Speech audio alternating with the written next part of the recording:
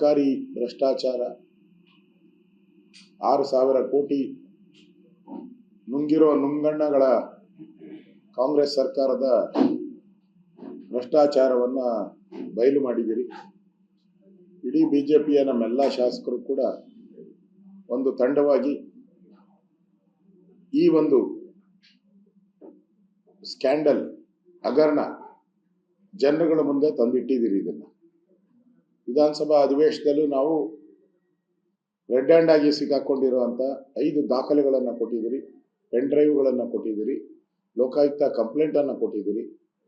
ಇಷ್ಟೆಲ್ಲ ಕೊಟ್ಟರು ಇನ್ನೂ ಸಾಕ್ಷಿ ಕೇಳ್ತಾ ಇದ್ದಾರೆ. 40% ಕಮಿಷನ್ ಅಂತೇಳಿ ನಮ್ಮ ಮೇಲೆ ಯಾರೋ ಕಾಂಟ್ರಾಕ್ಟರ್ ಅಸೋಸಿಯೇಷನ್ ಕೊಟ್ಟಿದ್ದಕ್ಕೆ 6 ತಿಂಗಳು ಆಪಾದನೆ ಮಾಡಿದ್ರು. ಈಗ ಅದೇ ಕಾಂಟ್ರಾಕ್ಟರ್ ಅಬ್ಕಾರಿ ಸಣ್ಣ ಮಾರಾಟಗಾರರು ಸಂಘ, ಅದು ವರ್ಣಾದವರು, ಅವರೇ ಹೇಳಿದ್ದಾರೆ ದುಪ್ಪಟ್ಟು ಭ್ರಷ್ಟಾಚಾರ ಅಂತೇಳಿ. 40% ಅಲ್ಲ, ಇದು 80% ಲೂಟಿ ಅನ್ನೋ ಮಾತನ್ನು ಹೇಳಿದ್ದಾರೆ. ಮತ್ತೆ ರಾಹುಲ್ ಗಾಂಧಿ ಅವರಿಗೆ ಕಂಪ್ಲೇಂಟ್ ಕೊಡ್ತೀರಿ ಅನ್ನೋ ಮಾತನ್ನು ಹೇಳಿದ್ದಾರೆ.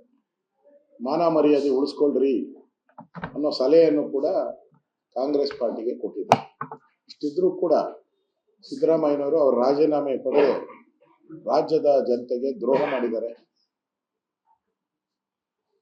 ನೇರವಾಗಿ ಅವರು ಈ ಒಂದು ರಾಜೀನಾಮೆಯನ್ನ ಪಡೆದೇ ಇರೋ ಕಾರಣ ಅಂತ ಹೇಳಿದ್ರೆ ಅವರು ಕೂಡ ಇದರಲ್ಲಿ ಇನ್ವಾಲ್ವ್ಮೆಂಟ್ ಇದ್ದಾರೆ, ಅವರು ಕೂಡ ಟ್ರಾನ್ಸ್ಫರ್ಗಳಲ್ಲಿ ಹಣ ವಸೂಲಿ ಆಗಿದೆ ಅಂತೇಳಿ ಜನ ಮಾತಾಡ್ತಾ ಇರುವಂಥದ್ದು ಸ್ಪಷ್ಟವಾಗಿ ಕಾಣಿಸ್ತಾ ಇದೆ. ನಾವು ಈ ಹೋರಾಟವನ್ನ ಬೀದಿಗಿಳಿದು ಹೋರಾಟವನ್ನ ನಾವು ಮಾಡ್ತೀರಿ. ಈ ಅಬ್ಕಾರಿಯಲ್ಲಿ ಲೂಟಿ ಮಾಡಿರೋ 6,000 ಕೋಟಿ ಹಣ, ಜನಗಳ ತೆರಿಗೆ ಹಣ ವಾಪಸ್ ಖಜಾನೆಗೆ ಬರಬೇಕು. ಲೂಟಿ ಮಾಡಿರೋ ಮಂತ್ರಿನ ಕೂಡಲೇ ಮಂತ್ರಿ ಸ್ಥಾನದಿಂದ ವಜಾ ಮಾಡಬೇಕು ಅನ್ನೋ ಹೋರಾಟವನ್ನ ನಾವು ವಿಧಾನಸಭೆ ಹೊರಗಡೆ ಹೋರಾಟವನ್ನ ನಾವು ಪ್ರಾರಂಭವನ್ನ ನಾವು ಮಾಡ್ತಾ ಇದ್ದೀವಿ.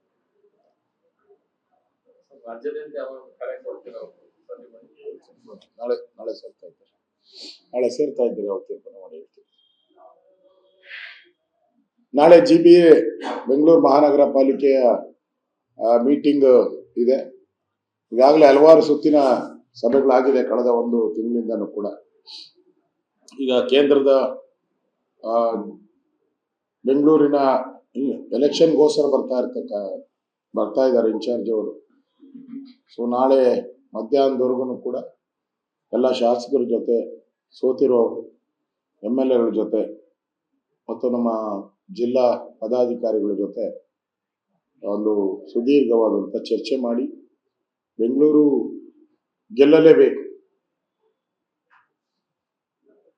ಹಲವು ಬಾರಿ ಸಿದ್ದರಾಮಯ್ಯ ಮುಖ್ಯಮಂತ್ರಿ ಇದ್ದಾಗೆ ನಾವು ಈ ಚುನಾವಣೆಯನ್ನ ನಾವು ಗೆದ್ದಿದ್ದೀರಿ ಬೆಂಗಳೂರಲ್ಲಿ. ಅದೃಷ್ಟಿಯಿಂದ ಈಗಂತೂ ಭ್ರಷ್ಟಾಚಾರ ತಾಂಡವ ಆಡ್ತಾ ಇರೋದ್ರಿಂದ ಬೆಂಗಳೂರು ಜನತೆ ಮೇಲೆ ನಿರಂತರವಾಗಿ ತೆರಿಗೆ, ಹಾಲು, ಆಲ್ಕೋಹಾಲು, ಮನೆ ಟ್ಯಾಕ್ಸು, ಕಸ ಟ್ಯಾಕ್ಸು, ಪೆಟ್ರೋಲ್ ಟ್ಯಾಕ್ಸು, ಈಗ ಮೆಟ್ರೋ ಟ್ಯಾಕ್ಸು, ನಿರಂತರವಾಗಿ ತೆರಿಗೆಗಳನ್ನು ಹಾಕ್ತಾ ಇರೋದ್ರಿಂದ 100% ಬೆಂಗಳೂರಿನ ಜನ ಇವರಿಗೆ ಕಪಾಳ ಮೋಕ್ಷ ಮಾಡೋದು ಗ್ಯಾರಂಟಿ.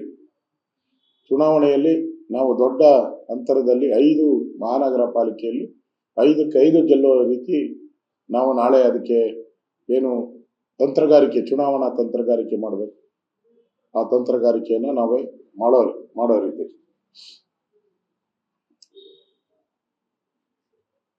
ಮತ್ತು ಈ ರಾಮ್ಜಿ ಅಡ್ವರ್ಟೈಸ್ಮೆಂಟ್ ಏನ್ ಬಂದಿದೆ, ನಾವು ಕಾಂಗ್ರೆಸ್ ರೀತಿ ಜನರ ತೆರಿಗೆ ಹಣದಲ್ಲಿ ನಾವು ಅಡ್ವರ್ಟೈಸ್ಮೆಂಟ್ ಕೊಟ್ಟಿಲ್ಲ. ಪಾರ್ಟಿಯಿಂದ ತೆರಿಗೆ ಕೊಟ್ಟಿದ್ದೀವಿ. ನಾವು ಸರ್ಕಾರದ ವತಿಯಿಂದ ಕೊಡಬಹುದಾಗಿತ್ತು, ಆದ್ರೆ ಪಾರ್ಟಿ ವತಿಯಿಂದ ಕೊಟ್ಟಿದ್ದೀವಿ. ನಾವು ಕೇಂದ್ರ ಸರ್ಕಾರದ ವತಿಯಿಂದನೂ ಕೊಡ್ಬೋದಾಯ್ತು. ಅದನ್ನು ಜನಗಳ ತೆರಿಗೆ ಹಣವನ್ನ ಪೋಲ್ ಮಾಡಿ ಕಾಂಗ್ರೆಸ್ ಅವರು ಕೊಟ್ಟಿತ್ತು. ನಾವೀಗ ಅದಕ್ಕೆ ತಿರುಗೇಟನ್ನ ಕೊಟ್ಟಿದ್ದೀರಿ.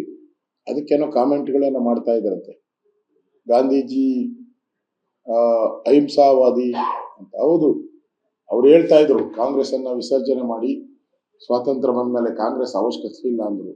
ಮಾಡಿದ್ರ?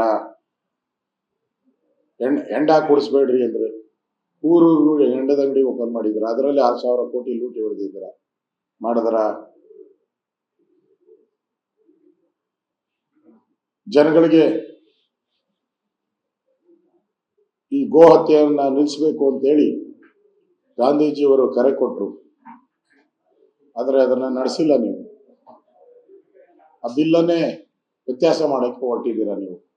ಅದರಿಂದ ಗಾಂಧೀಜಿಯವರ ಬಗ್ಗೆ ಹೇಳುವಂತ ನೈತಿಕ ಅಧಿಕಾರ ನೀವು ಕಳ್ಕೊಂಡ್ಬಿಟ್ಟಿದ್ದೀರಾ. ಯಾಕಂದ್ರೆ ಸ್ವಾತಂತ್ರ್ಯ ತಂದು ಕೊಟ್ಟಿದ್ದು ಗಾಂಧೀಜಿ. ಇಡೀ ನಮ್ಮ ಕೇಂದ್ರ ಮತ್ತು ರಾಜ್ಯ ಸರ್ಕಾರದ ಎಲ್ಲಾ ಯೋಜನೆಗಳು ಗಾಂಧೀಜಿ ಮೇಲೆ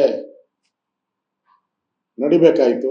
ಅಥವಾ ಗಾಂಧೀಜಿ ನಂಬಿರ್ತಕ್ಕಂಥ ರಾಮ್ ಅಂತ ಹೇಳ್ತಾ ಇದ್ರು, ರಘುಪತಿ ರಾಘವ ರಾಜ ರಾಮ್ ಅಂತ ಹೇಳ್ತಾ ಇದ್ರು, ಅವ್ರ ಹೆಸರ ಮೇಲೆ ಹೋಗ್ಬೇಕಾಯ್ತು. ಆದ್ರೆ ನೀವು 470 ಇಂದಿರಾ ಗಾಂಧಿ, ರಾಜೀವ್ ಗಾಂಧಿ, ನೆಹರು, ನಿಮ್ ಕುಟುಂಬದ ಎಲ್ಲರ ಹೆಸರು, ನೆಕ್ಸ್ಟ್ ರಾಹುಲ್ ಗಾಂಧಿನೂ ಶುರು ಮಾಡ್ಕಂತೀರ, ಪ್ರಿಯಾಂಕಾ ಗಾಂಧಿನೂ ಶುರು ಮಾಡ್ಕಂತೀರ. ಅಂದ್ರೆ ನಿರಂತರವಾಗಿ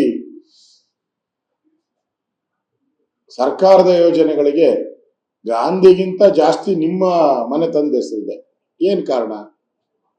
ಗಾಂಧೀಜಿ ಬಗ್ಗೆ ನಮ್ಗೆ ಅಪಾರ ಪ್ರೀತಿ ಅಂತೀರಲ್ಲ, ಎಲ್ಲಿಟ್ಟಿದ್ದೀರಾ? ಅಂಬೇಡ್ಕರ್ ಬಗ್ಗೆ ಅಪಾರ ಪ್ರೀತಿ ಎಂದಿದ್ದೀರಲ್ಲ, ಇನ್ನು 470 ಇಟ್ಟಿದ್ದೀರಲ್ಲ ಹೆಸರು.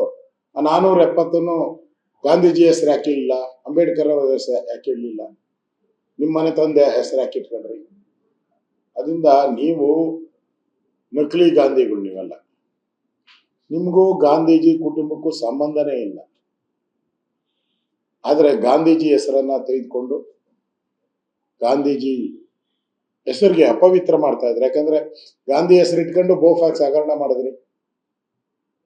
ಇಂದಿರಾ ಗಾಂಧಿಯವರು ಗಾಂಧೀಜಿ ಹೆಸರು ಇಟ್ಕೊಂಡು ದೇಶದ ಸಂವಿಧಾನವನ್ನೇ ಬದಲಿಸ್ಬಿಟ್ರು, ಎಮರ್ಜೆನ್ಸಿ ತಂದ್ರು. ಈ ತರ ಗಾಂಧಿಗೆ ವಿರೋಧವಾದಂತ ಕೆಲಸಗಳನ್ನ ಮಾಡೋ ಮುಖಾಂತರ ಗಾಂಧೀಜಿಗೆ ಅವಮಾನ ಮಾಡದಂತ, ನಿಮ್ ಬಗ್ಗೆ ಬೇಸರ ಆಗಿ ಗಾಂಧೀಜಿನೇ ಕೋಲ್ ತಗೊಂಡಿದ್ದಾರೆ. ನಿಮ್ಮ ಕಾಟ ತಾಳಲಾರ್ದ ಆ ಅಡ್ವರ್ಟೈಸ್ಮೆಂಟ್ ಅನ್ನ ಬಿಜೆಪಿ ಕೊಟ್ಟಿದೆ. ಅದರಲ್ಲಿ ಏನು ತಪ್ಪಿಲ್ಲ.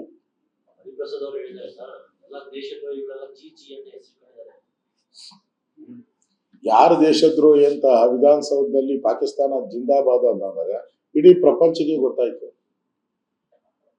ಕುಕ್ಕರ್ ಬ್ಲಾಸ್ಟ್ ಬಾಂಬ್ ಹಾಕ್ದವನ್ಗೆ ನಮ್ ಬ್ರದರ್ಸು ಅಂತ ಹೇಳಿದ್ಮೇಲೆ ನೀವ್ ಯಾರ ಪರ ಅನ್ನೋದು ಗೊತ್ತಾಗಿದೆ.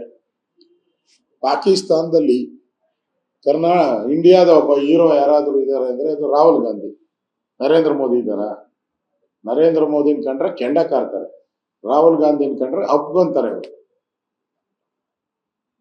ಅದರಿಂದ ಯಾರು ದೇಶ ಪ್ರೇಮಿಗಳು ಅಂತ ಈ ದೇಶದ ಜನ ಗೊತ್ತಾಗಿನೇ ನರೇಂದ್ರ ಮೋದಿ 3ನೇ ಬಾರಿ ಗೆದ್ದಿದ್ದಾರೆ. ನೀವು ದೇಶದ ಪರವಾಗಿ ನಿಲ್ಲದೇ ಇಲ್ಲ, ವಿದೇಶದಲ್ಲಿ ಹೋಗ್ತೀರಾ, ದೇಶನ ಟೀಕೆ ಮಾಡ್ತೀರಾ, ಭಾರತವನ್ನ ಖಂಡನೆ ಮಾಡ್ತೀರಾ. ನಿಮ್ದೆಂಥದ್ದು ದೇಶ ಪ್ರೇಮ?